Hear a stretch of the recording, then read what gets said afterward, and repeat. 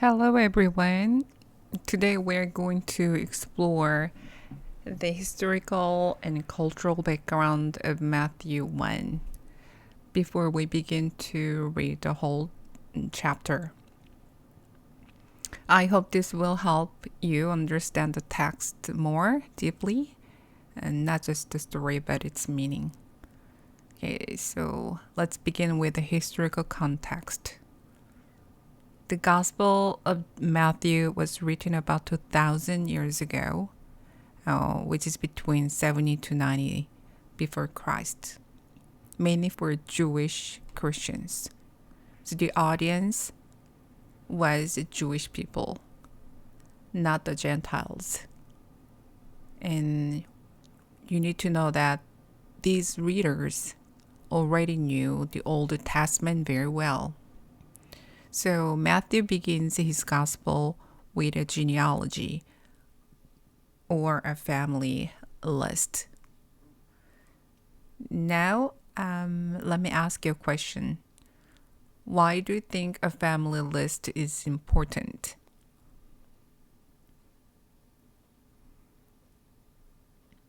In Jewish culture, family history showed who you are, where you're from, and whether you have authority. And Matthew uses this genealogy to make an important claim that Jesus is the Messiah, the promised Savior. And he connects Jesus to two important people, Abraham and David. This shows that Jesus fulfills God's promise to Israel.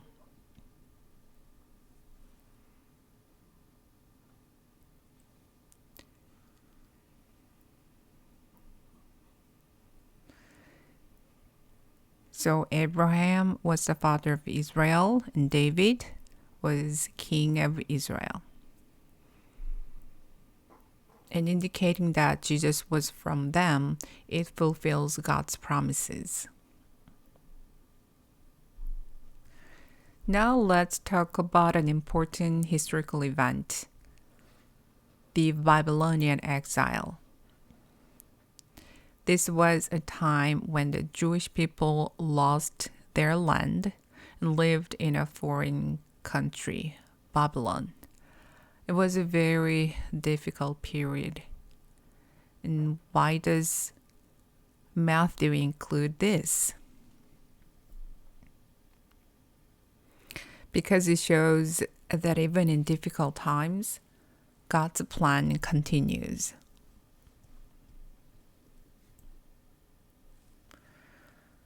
Right now let's move to culture.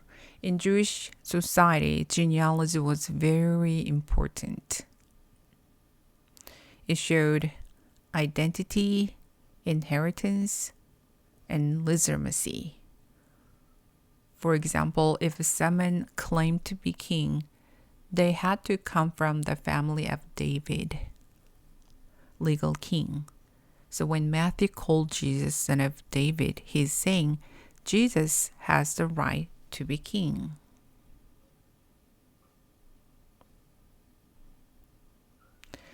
But Matthew does something surprising. He includes women in the genealogy: Tamar, Rahab, Ruth, Bathsheba. And let me ask you, is this normal in ancient genealogies? No, it is unusual.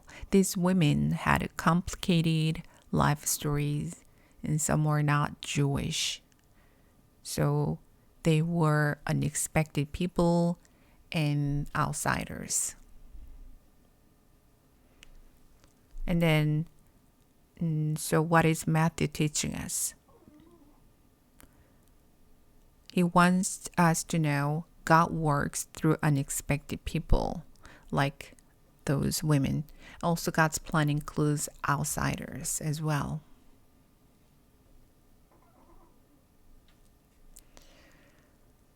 All right, let's move to messianic expectations. At that time, Jewish people were waiting for a Messiah.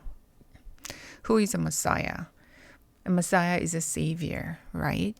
And because they were under Roman's empire control, they expected summon a powerful king who can bring independence. So they expect someone who would save them from enemies, and also they expected a summon from the family of David. Jesus is a king, but not a political king, as the Jewish people expected.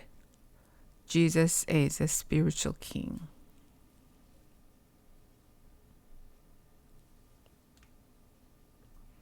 Now let's look at Jesus' birth. Mary becomes pregnant before marriage. And what does that say?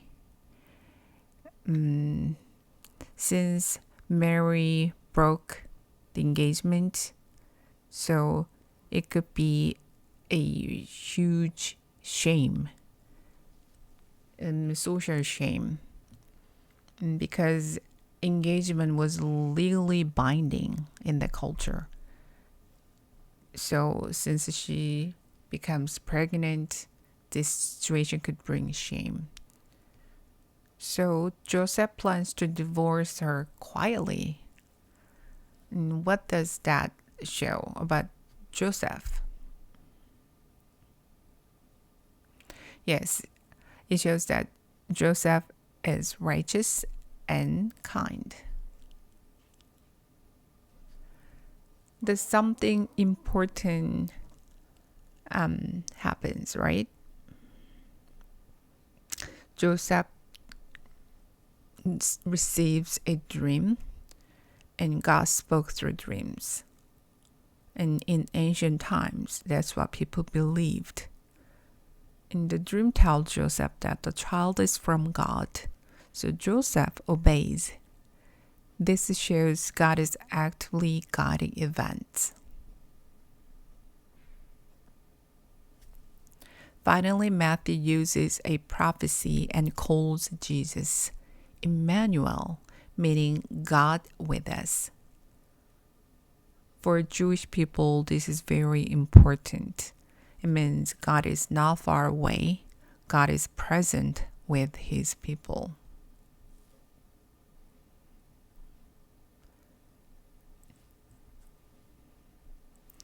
Now, takeaway, conclusion. Jesus is the promised Messiah, and God works through history and unexpected people.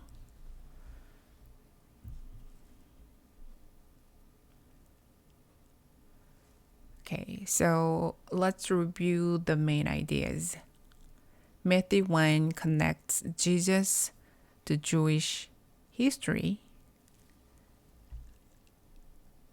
right? And shows he is the promised Messiah.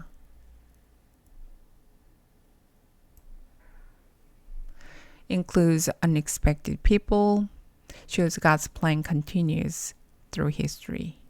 It introduces Jesus as God with us, Emmanuel. I have a final question for discussion. Why do you think Matthew begins his gospel this way instead of starting with a story? Think about it and we'll discuss later.